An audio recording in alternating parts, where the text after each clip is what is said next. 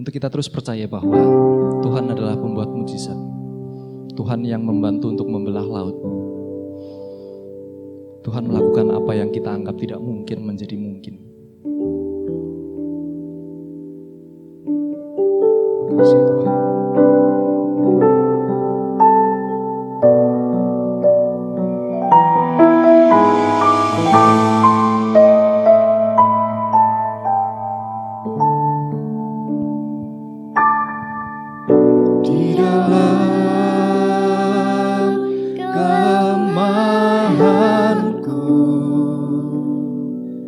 Sempurna kuasa-Mu, hebatnya tantanganku, lebih hebat Tuhanku. Ku berserah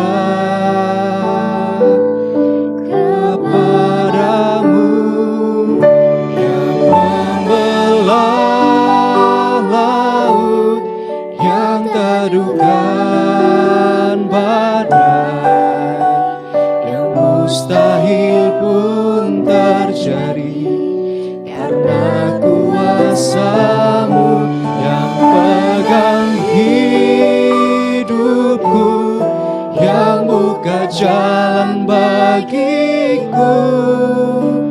Kau pembuat mujizat sejati.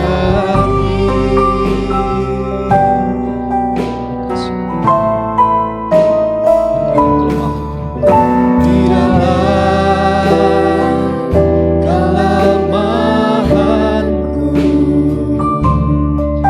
sempurna kuasa-Mu, hebatnya tantanganku, lebih hebat Tuhanku. Ku berserah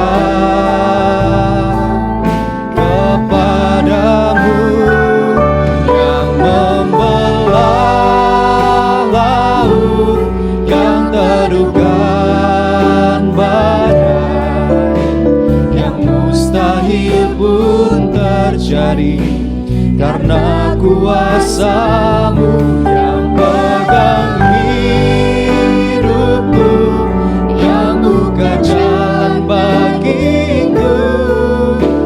Kau pembuat mujizat sejati,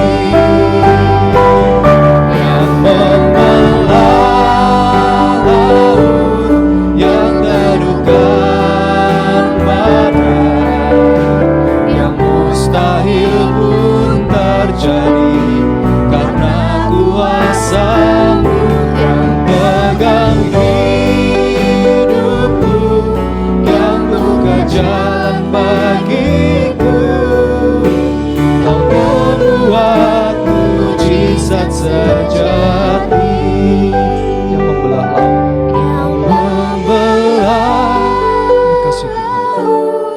yang teduhkan badai, yang mustahil pun terjadi karena kuasa-Mu yang pegang hidupku, yang buka jalan bagiku.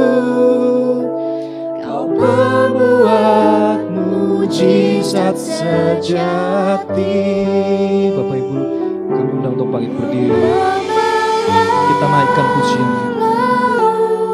Yang teduhkan badai, yang mustahil pun terjadi karena kuasa-Mu yang pegang hidupku, yang buka jalan bagiku. Kau pembuat mujizat sejati.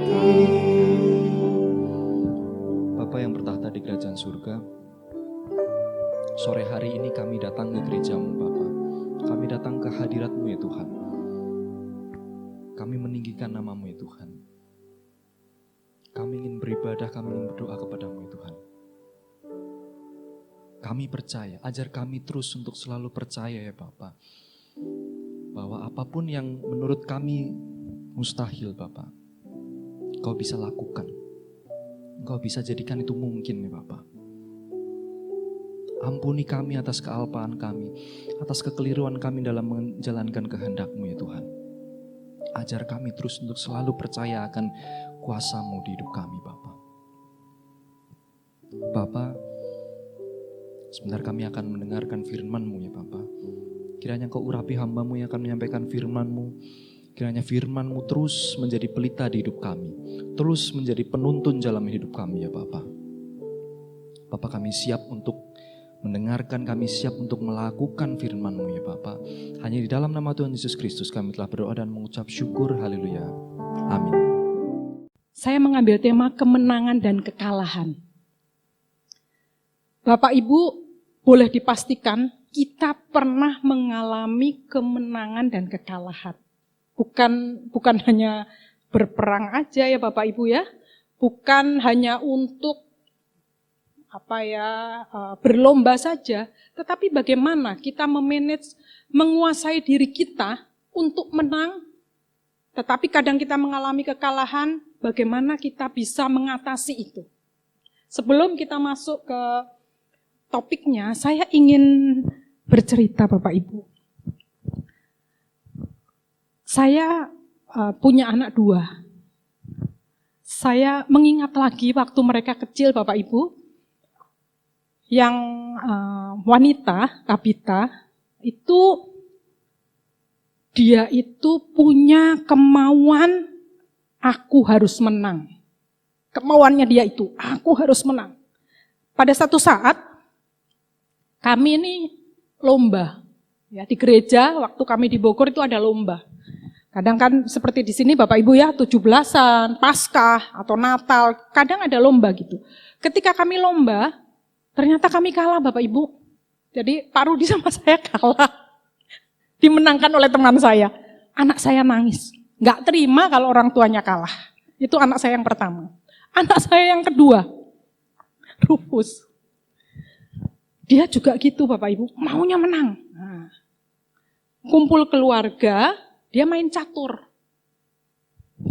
Wah, padahal dia main tuh dengan yang lebih usianya lebih besar dari dia, ya usianya lebih banyak. Dia main catur, oke? Kira-kira dia sudah mau kalah, dibubarin itu catur. Nggak mau, saya ulang lagi. Ini juga gitu, maunya menang gitu. Satu lagi Bapak Ibu, cucu saya sama. Cucu saya, dia main game. Dia berani main gamenya sama orang dewasa juga. Ketika main game, dia kalah. Tapi dia bilang, no, saya yang menang. Padahal dia kalah. Ini juga sama, maunya menang. Jadi sama yang dewasa juga, aku yang menang, aku. I'm the winner, kata dia gitu. Itu cucu saya. Jadi anak cucu sama Bapak Ibu, motivasinya mau menang. Tapi ya kadang gitu, menangnya sendiri. Ya, nah bagaimana dengan kita Bapak Ibu? Dalam kehidupan kita tentunya maunya menang terus. Kita maunya untung terus. Bagus Bapak Ibu, kita harus punya motivasi itu. Kita menang, kita untung, tapi kita kadang bisa mengalami kekalahan. Nah, bagaimana kita menghadapi kekalahan ini? Kita harus menerima, kadang kita harus tetap menerima kekalahan itu. Dan kita harus introspeksi diri kita, kenapa kita kalah? Bukan dalam hal lomba, tetapi bagaimana kita menjalani kehidupan ini Bapak Ibu. Kadang kita kalah, kadang kita rugi. Kenapa ya aku rugi? Kadang kita, bagaimana kita menata hati kita Bapak Ibu. Kadang kita juga maunya menang sendiri ya, tapi kadang kita, kok aku kalah ya, kenapa ya? Nah, kita harus melihat diri kita bagaimana. Dan satu lagi Bapak Ibu, ada orang yang maunya menangnya sendiri. Ini yang jangan ditiru Bapak Ibu. Biasanya orang yang maunya menangnya sendiri, dia itu ngeyel. Dikasih tahu susah, Itu kalau menangnya sendiri. Ya, jadi hari ini saya membawakan kemenangan dan kekalahan, bukan menangnya sendiri ya Bapak Ibu ya, tapi kemenangan, bagaimana kita meraih kemenangan, dan ketika kita menghadapi kekalahan, bagaimana juga kita menghadapinya. Baik Bapak Ibu, kita melanjutkan. Kemenangan itu apa Bapak Ibu? Keberhasilan yang kita dapat setelah berjuang dengan berat. Jadi kemenangan itu nggak gampang. Bukan kita santai-santai terus menang, tidak. Tapi kita melalui perjuangan, baru kita bisa menang. Dan kekalahan itu apa? Yang pasti nggak menang kalau kalah. Ya, diungguli oleh lawan kita. Kadang kita rugi. Berdagang, rugi itu juga kalah. Ya, kita nggak lulus. Kadang kita mengikuti satu tes, kita tidak lulus. Itu juga kalah. Tapi bagaimana kita menyikapinya? Ada satu tokoh Bapak Ibu. Banyak yang sudah kenal ini. Kenal melalui media sosial ya. Ini adalah Bill Gates. Ya, ini adalah seorang yang dikenal oleh dunia. Bagaimana usia 31 tahun dia sudah menjadi miliarder. Usia 31 tahun. Saya usia 58. Lihat Bill Gates ini luar biasa. 31 tahun sudah jadi miliarder. Dan yang di kantor, yang suka pegang laptop, komputer, ini adalah penciptanya. Bagaimana kita bisa pakai Excel, bisa pakai Word, PowerPoint, dia adalah penciptanya. Dia orang yang luar biasa. Bahkan kekayaannya itu tidak dipergunakan sendiri Bapak Ibu, tetapi dia menyumbang untuk pendidikan, untuk sosial, ya, dan untuk bencana. Jadi dia adalah orang yang luar biasa. Tetapi Bapak Ibu, dia pernah gagal, dia pernah kalah. Dan bagaimana dia menyikapinya? Ketika dia gagal, ketika dia kalah. Waktu itu dia menciptakan aplikasi Windows di Microsoft sehingga kita bisa pakai komputer ya, pakai aplikasinya. Aplikasi ini mendominasi, memonopoli. Sedangkan ketika satu produk diluncurkan tidak boleh monopoli. Karena ketika produk ini monopoli, dia bisa memainkan harga seenaknya. Untuk itu ada kebijakan-kebijakan sehingga tidak boleh memonopoli. Dan dia dikritik habis-habisan dan dia merasa gagal. Tetapi dia tidak berhenti di situ Bapak Ibu. Dia terus memotivasi dirinya. Dan sampai saat ini kita lihat dia orang yang luar biasa. Dikenal oleh dunia dan di kantor, dimanapun terbantu oleh apa yang dia ciptakan. Ya Bapak Ibu ya. Nah sekarang kita mau belajar bagaimana dengan kita. Umat Tuhan. Kita akan belajar Bapak Ibu dari kemenangan bangsa Israel. Bangsa Israel adalah umat pilihan Tuhan. Ketika bangsa Israel keluar dari Mesir, penuh perjuangan Bapak Ibu. Perjuangannya luar biasa. Mari kita mau baca satu ayat Bapak Ibu, kita akan baca Keluaran 14, ayat yang ke-14. Kita akan baca. Saya bacakan, Bapak Ibu bisa menyimak ya. Keluaran 14, ayat yang ke-14. Tuhan akan berperang untuk kamu, dan kamu akan diam saja. Bapak Ibu, orang Kristen paling senang ini kalau baca ayat ini. Ya, karena ayat ini katakan Tuhan akan berperang untuk kamu dan kamu diam saja. Padahal Bapak Ibu konteksnya beda. Sebelum Tuhan mengatakan hal ini, orang Israel berjuang Bapak Ibu. Dia keluar dari Mesir, dipimpin oleh Musa. Di jalan Musa diolok-olok, ya, diomel-omelin. Karena apa? Mereka, saya bisa membayangkan Bapak Ibu, ketika mereka keluar dari Mesir, pasti buru-buru ya. Karena apa? Dikejar oleh oleh bangsa Mesir. Dan mereka pasti berjuang untuk lepas dari bangsa Mesir. Ada perjuangan Bapak Ibu. Jadi kita memaknai ayat ini bukan hanya, oh iya aku diem aja, nanti Tuhan yang bekerja. Bukan begitu Bapak Ibu. Tetapi tetap ada perjuangan yang harus kita lakukan. Setelah itu ada bagiannya Tuhan. Ya, bukan dengan baca ayat ini, oh aku disuruh diem aja ini. Nanti Tuhan kok yang jalan, Tuhan yang atur. Bukan begitu, tapi tetap ada perjuangan. Orang yang menang harus berjuang dulu. Baru Tuhan akan lihat perjuangan kita. Satu Bapak Ibu, itu kemenangan bangsa Israel. Kemudian yang kedua, Daud melawan Goliat. Ini juga satu kemenangan yang Tuhan berikan. Waktu Bapak Ibu tentunya sering membaca cerita ini ya. Ini karena cerita ini dari sekolah minggu. Dan sampai sekarang terus kita baca dan ada makna-makna yang kita bisa ambil dari sini Bapak Ibu. Pada satu saat bangsa Israel, waktu itu rajanya Saul, berperang dengan Filistin. Dan Filistin mengeluarkan satu pahlawan yang luar biasa. Ya, dia Goliat. Dia tingginya 6 hasta, berarti 6 kali 45 cm kurang lebih. Ya, tinggi dan perkasa. Orang Israel sudah gemetar melihat ini.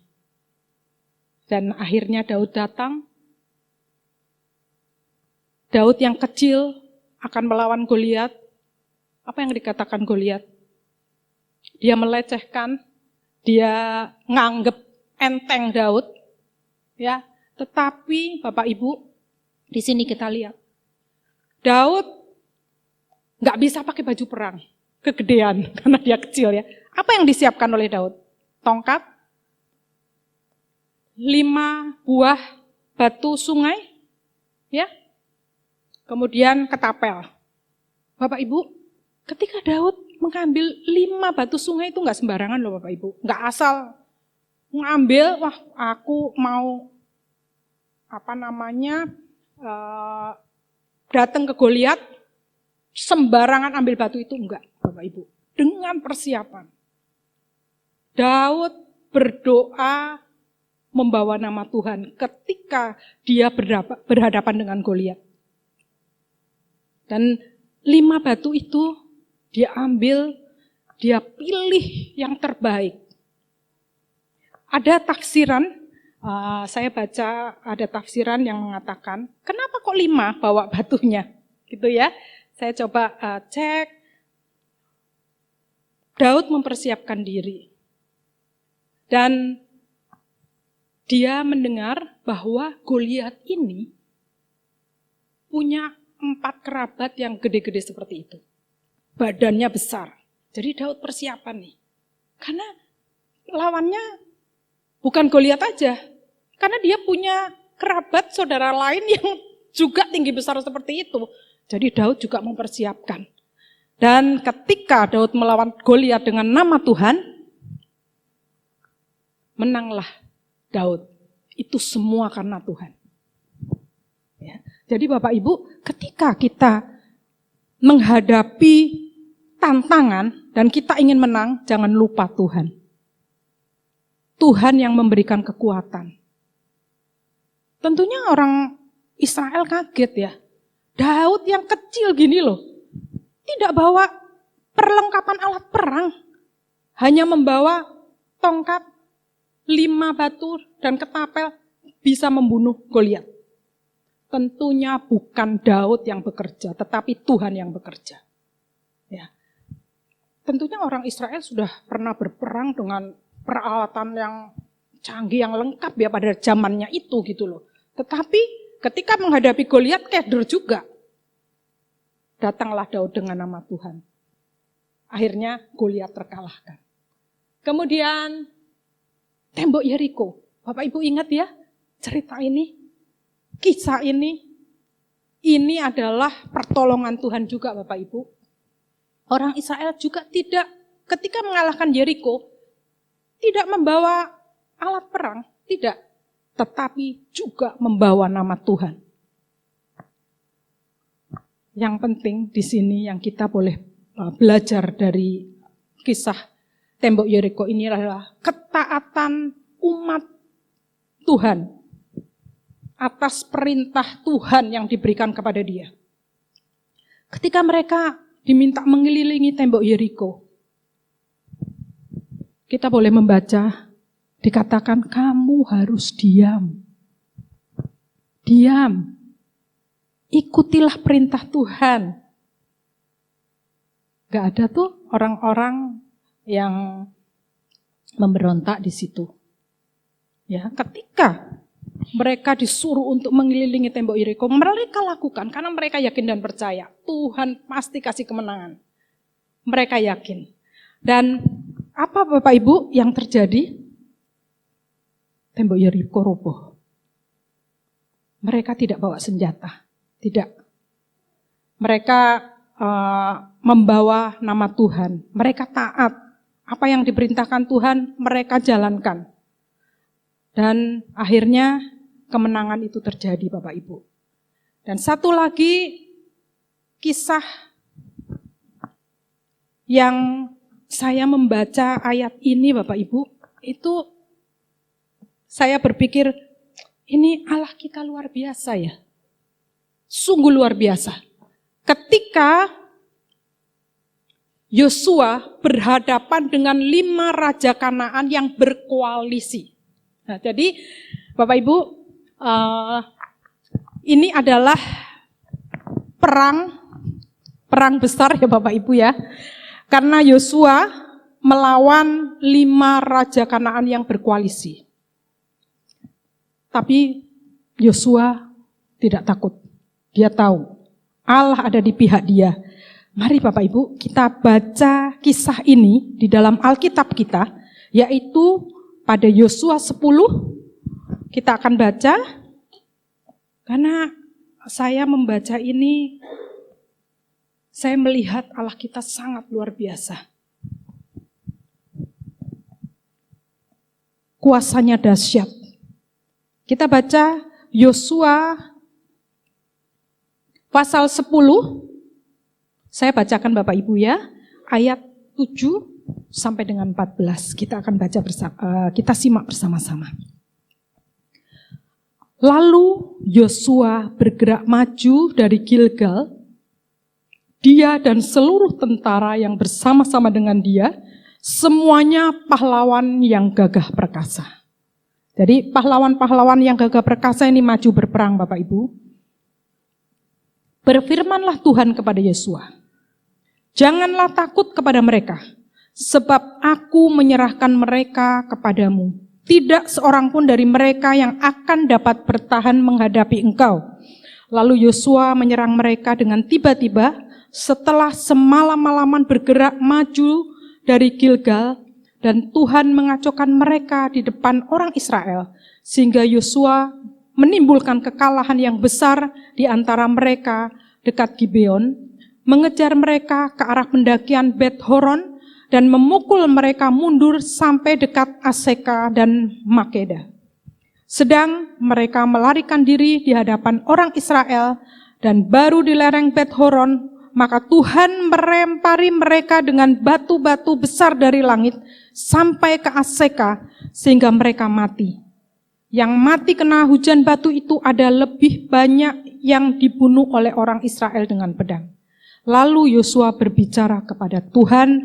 Pada hari Tuhan menyerahkan orang Amori itu kepada orang Israel, ia berkata di hadapan orang Israel, matahari berhentilah di atas Gibeon, dan engkau bulan di atas lembah Ayalon.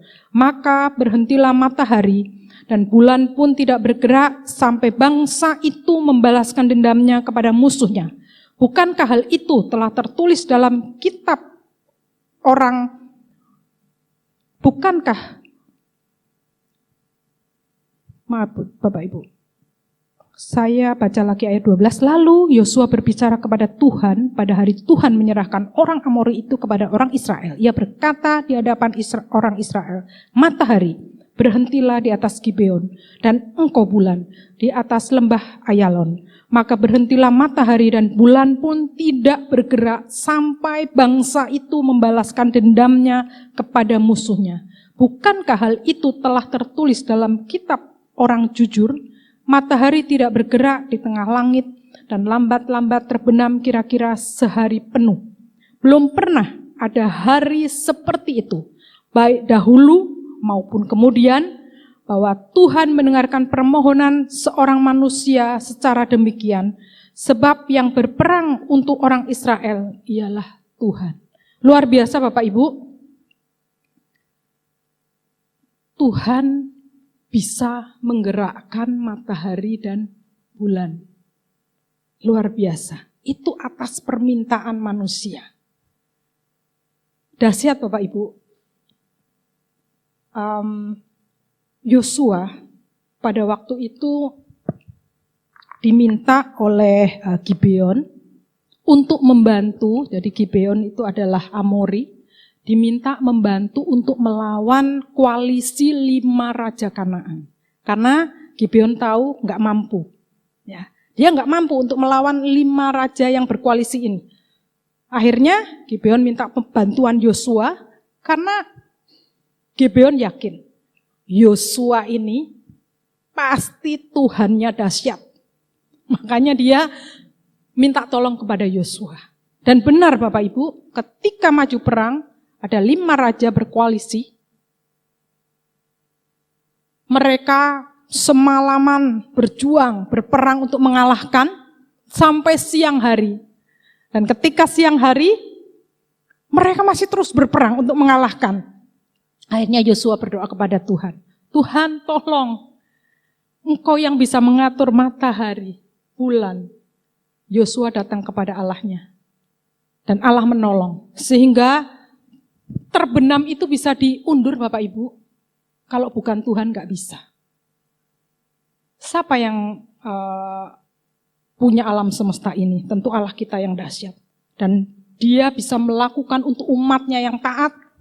Dengan caranya yang ajaib. Terbenam bisa digeser. Dan akhirnya Yosua menang. Bapak Ibu, itulah kemenangan-kemenangan yang dialami oleh bangsa Israel.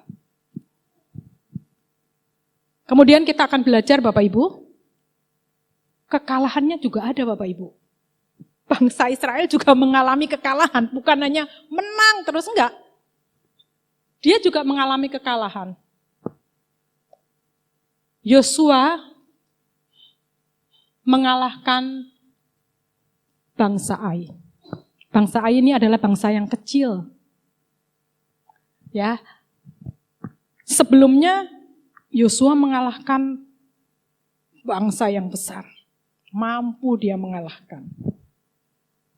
Bangsa Ai ini adalah bangsa yang kecil. Bahkan sebelum bangsa Israel maju, Yosua mengirimkan pengintai.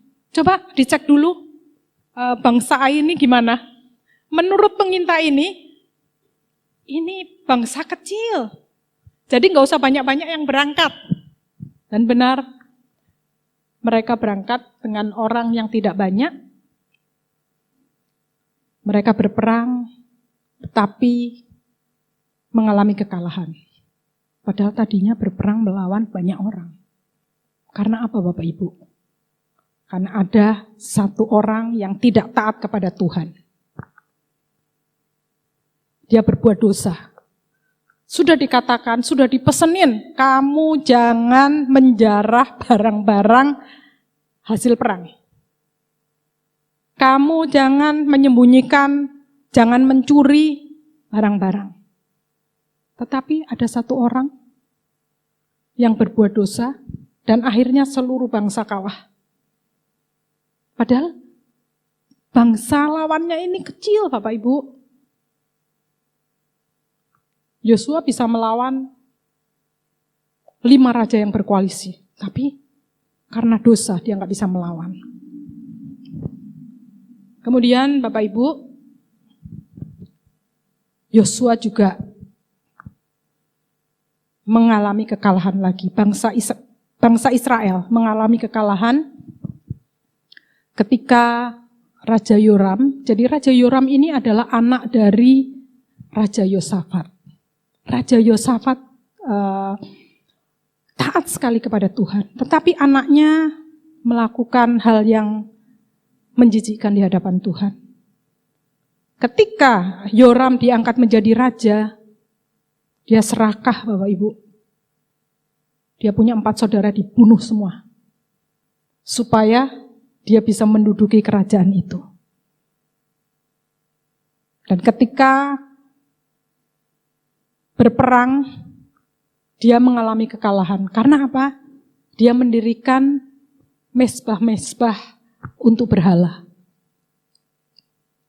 Sehingga bangsa Israel mengalami kekalahan. Kemudian satu contoh lagi Bapak Ibu. Ketika bangsa Israel berperang dengan Filistin, mereka membawa tabut perjanjian. Padahal tabut perjanjian ini adalah tabut yang dikuduskan. Mereka berperang, membawa tabut perjanjian, mereka beranggapan bahwa dengan membawa tabut perjanjian, aku menang. Jadi mereka menganggap tabut perjanjian ini seperti jimat ya. Mereka bawa tabut itu untuk berperang. Tetapi apa yang terjadi? Mereka kalah. Bahkan anaknya Imam Eli meninggal 2 orang.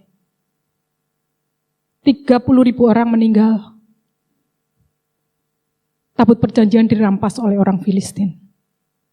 Karena ketidakhati-hatian orang Israel. Dan mereka, padahal tabut perjanjian ini adalah di mana hadirat Tuhan ada di situ. Dan mereka membawa hanya formalitas. Mereka bawa hanya tidak dengan kesungguhan hati bahwa tabut perjanjian ini ada hadirat Tuhan di situ. Dan mereka begitu saja membawa tabut perjanjian untuk berperang hanya untuk simbol begitu Bapak Ibu. Bagaimana dengan kita Bapak Ibu? Apakah hadirat Tuhan setiap hari ada di hidup kita? Ketika hadirat Tuhan ada di hidup kita, tantangan yang kita hadapi, kita bisa atasi. Karena Tuhan beserta kita. Tetapi kalau ketika kita menganggap hadirat Tuhan itu hanya formalitas, Tuhan juga melihat ya kesungguhan kita seperti apa Bapak Ibu. Kita lihat tadi contoh bangsa Israel. Bagaimana Tuhan menolong kemenangan demi kemenangan.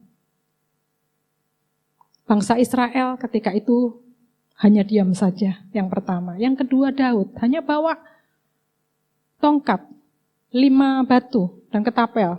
Tuhan kasih kemenangan. Ya. Kemenangan demi kemenangan Tuhan berikan. Tetapi ketika bangsa Israel tidak taat kepada Tuhan, kekalahan demi kekalahan dia alami. Ini pelajaran buat kita Bapak Ibu. Kemenangan harus kita upayakan. Kemenangan adalah tidak datang begitu saja. Tetapi kita harus upayakan, kita harus kerja keras untuk mendapat kemenangan itu. Bapak Ibu, bagaimana dalam kehidupan kita? Kalau saat ini berita-berita mengatakan masa yang sulit. Semua kita juga merasakan ya, tidak seperti yang lalu-lalu. Itu adalah tantangan dalam hidup kita. Kita harus menang. Kita harus perjuangkan kemenangan itu. Supaya Tuhan yang memberikan kemenangan kepada kita. Tetapi Bapak Ibu, ketika satu saat kita mengalami kekalahan, kita jangan menyalahkan Tuhan. Tapi kita lihat diri kita introspeksi. Apa ya yang membuat kekalahan itu? Apakah aku kurang taat? Apakah aku berdosa Tuhan? kita minta ampun kepada Tuhan. Apakah aku menyia-nyiakan hadirat Tuhan? Kita harus introspeksi Bapak Ibu di dalam perjalanan hidup ini. Kita tadi sudah melihat beberapa contoh ya Bapak Ibu. Bagaimana cara Tuhan menolong. Berperang tidak harus pakai pakaian perang yang komplit, enggak. Contoh Daud, tapi Tuhan melawat dia dan dia menang. Kita pun seperti itu Bapak Ibu. Kita harus mempersiapkan diri kita untuk tantangan di depan. Kemenangan harus kita raih, tentunya kita harus mengandalkan Tuhan. Kalau kita mengandalkan diri kita sendiri, kita nggak bisa. Tapi kalaupun kita masuk ke dalam kekalahan, kita datang kepada Tuhan. Apa yang membuat aku kalah? Kita harus introspeksi. Kita koreksi Bapak Ibu. Ketika kekalahan itu datang, kita lihat bagaimana ketaatan diri kita. Ketaatan kita kepada Tuhan. Bagaimana kita melakukan perintah-perintah Tuhan. Kita introspeksi dan kita bertobat. Sehingga ketika kita kalah, kita jangan terpuruk di situ Bapak Ibu. Tapi kita bangkit lagi. Sehingga kita menjadi orang menang. Kemudian bagaimana hubungan kita dengan Tuhan? Apakah hanya formalitas hubungan kita? Kita harus makin hari makin dekat dengan Tuhan.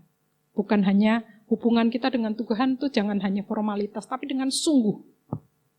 Kita datang kepada Tuhan. Hadirat Tuhan harus selalu ada di dalam hidup kita.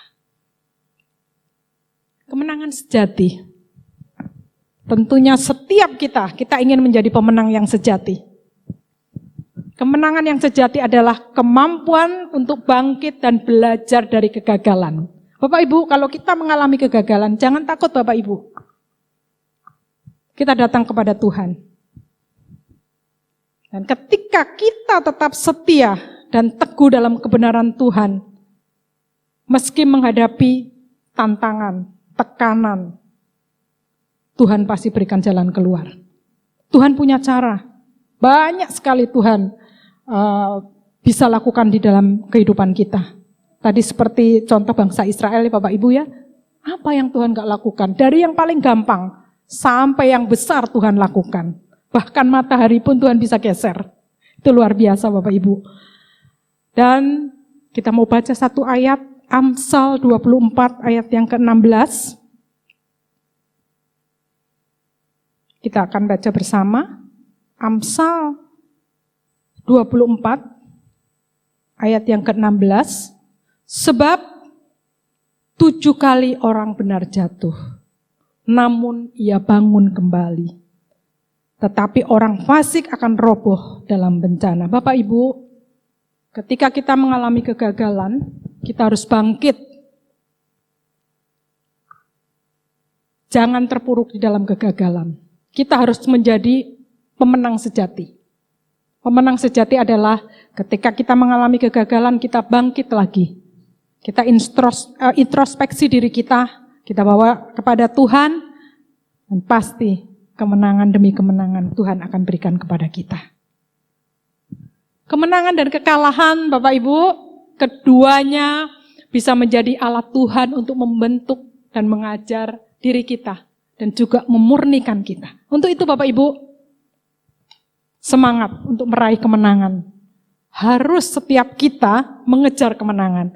Tetapi ketika kita masuk di dalam satu kekalahan, tetap kita datang kepada Tuhan dan kita bangkit. Sehingga kita ketika kalah, kita bangkit dan kita menjadi pemenang. Puji nama Tuhan, Tuhan Yesus memberkati.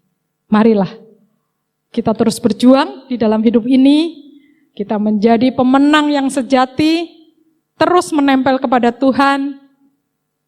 Tuhan punya cara, punya 1000 cara untuk kita ketika kita menghadapi tantangan dan kita menjadi pemenang.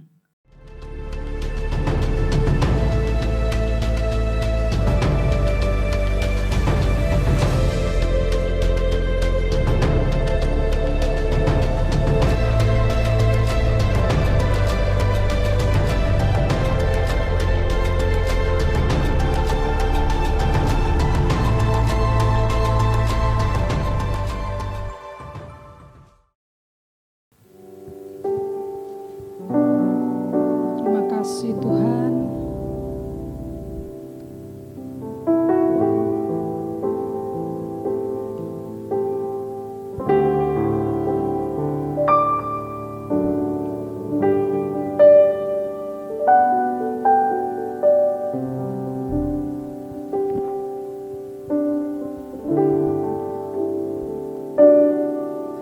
Memuji kebesaran-Mu. Engkau ajaib Tuhan. Terima kasih Tuhan. Ajaib Tuhan. Engkau luar biasa Tuhan. Engkau dahsyat Tuhan. Ajaib Tuhan. Kami memuji-Mu Tuhan. Kami memuji kebesaran-Mu. Terima kasih Yesus. Ajaib Tuhan. Ajaib Tuhan. Ajaib Tuhan.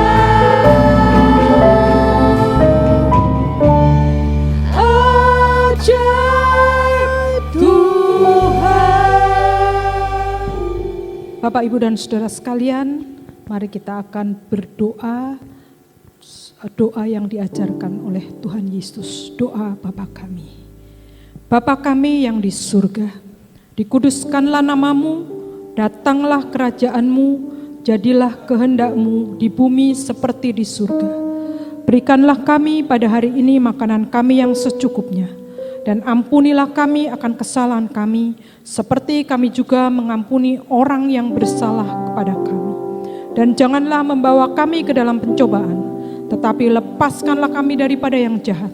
Karena Engkau-lah yang punya kerajaan dan kuasa dan kemuliaan sampai selama-lamanya.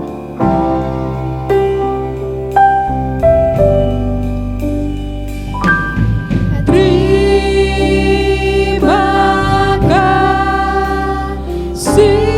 Tuhan.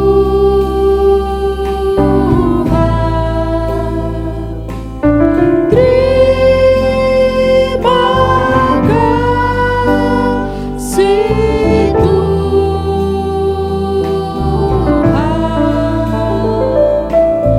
Dalam nama Yesus,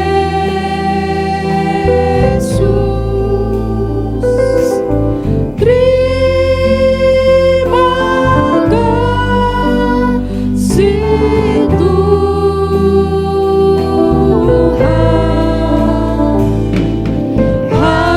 Haleluya. Bapa di surga, kami bersyukur kalau pada saat ini kami boleh belajar firman Tuhan. Kami melihat Tuhan, Engkau sangat mengasihi kami. Dan ketika kami masuk di dalam tantangan, kami tahu Engkau adalah Allah yang memberikan kekuatan kepada kami. Ketika kami taat kepadamu Tuhan, ketika kami selalu ada di dalam hadirat Tuhan, kami tahu kemenangan demi kemenangan kami dapatkan daripada Engkau Tuhan. Ketika kami masuk di dalam kekalahan, kegagalan, kami akan belajar dan kami akan datang kepada Tuhan, membawa diri kami Tuhan. Dan ketika kami bangkit lagi, kami yakin dan percaya Kau memberikan kemenangan kepada kami. Terima kasih Tuhan, terima kasih. Dan sebentar Tuhan, kami akan pulang ke rumah kami masing-masing. Kiranya Tuhan memimpin kami, Tuhan menyertai kami, dan pertemukan kami kembali pada ibadah-ibadah mendatang. Terima kasih Tuhan. Bapak Ibu yang dikasihi Tuhan, mari kita mengangkat tangan kita. Kita naikkan ucapan syukur kita. Bapak Ibu, saudaraku yang dikasihi Tuhan, terimalah berkat dan anugerah dari Allah Bapa di surga. Kasih dan cinta Tuhan kita Yesus Kristus anaknya yang tunggal, Dan penghiburan kekuatan dari kuasa Roh Kudus menyertai kita mulai saat ini, esok dan sampai selama-lamanya. Kami tahu Tuhan, Engkau Allah yang sangat baik dalam hidup kami. Engkau mengasihi kami. Engkau Allah yang memberkati kami. Allah yang melindungi kami. Allah yang menyinari dengan wajah-Mu dan memberikan kasih karunia. Engkau juga Allah yang menghadapkan wajah-Mu kepada kami dan memberikan damai sejahtera. Terima kasih Tuhan. Kami membawa seluruh hidup kami ke dalam tangan Tuhan. Sidang jemaat-Mu ke dalam tangan Tuhan. Engkau memberkati sidang jemaat-Mu, memberkati keluarganya dimanapun berada. Memberkati pekerjaannya, memberkati usahanya, memberkati pendidikannya. Terima kasih Tuhan. Dan kami bawa bangsa kami ke dalam tangan Tuhan. Engkau berkati bangsa kami Tuhan. Terima kasih Tuhan. Segala hormat, kemuliaan, pengagungan hanya bagi-Mu Tuhan. Kami naikkan doa ini hanya di dalam nama Tuhan Yesus Juru Selamat kami yang hidup. Haleluya. Amin. yang terduga.